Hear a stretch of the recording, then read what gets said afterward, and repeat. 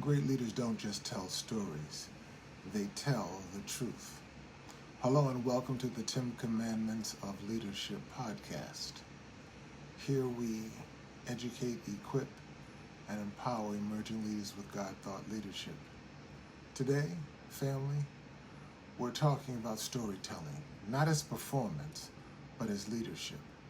A recent entrepreneur.com article argues that storytelling may be the most underrated leadership skill of 2026. Why? Because in a world flooded with data, people are starving for meaning. We have dashboards, analytics, AI tools, but somehow our workplace still struggles with trust, engagement, and alignment. That's because information alone does not inspire people, but stories do. Only about 31% of workers report being engaged. Nearly 80% report experiencing workplace toxicity. That's not a communications problem. That is a leadership problem, because leaders are often speaking in statistics when people are listening for meaning.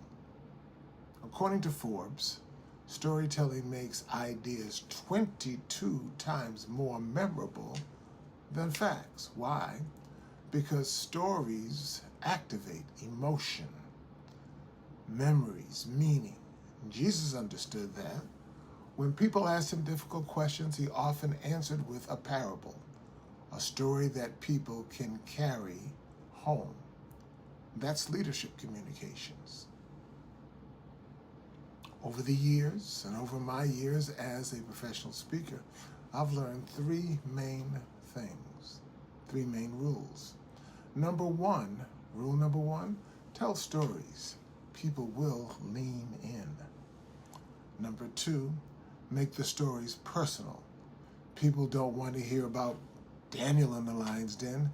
They want to hear about you in the lion's den. And rule number three, never make yourself the hero in the story. Make yourself instead the lesson in the story. That's where connection lives. But here's where ego gets in the way. Many leaders tell stories where they look impressive. Now, those stories inspire applause, but they rarely inspire transformation. That's why I teach egoholism recovering, because leadership failure often begins when ego becomes the center of the story. Step 6 of our egoholism recovering framework says, healing is in the revealing. Healing is in the revealing. When leaders tell the truth about their struggles, their mistakes, our struggles, their ego battles, our ego battles, then people begin to trust them, trust us. That's where culture begins to shift. That's also why I created EMC squared, EMC squared, the egoholism measurement calculator for correction, because leadership transformation requires two things: trust, or I should say truth and evidence. Truth and evidence. You see, data without lived testimony feels clinical, and lived testimony without data feels anecdotal, but together they create credibility.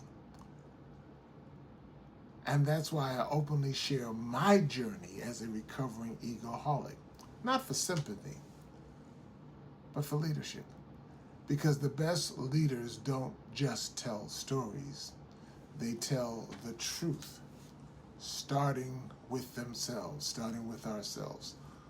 Thanks for joining us today for the 10 Commandments of Leadership podcast. Join us each weekday at 4 p.m. Central Time on Facebook, LinkedIn, and YouTube.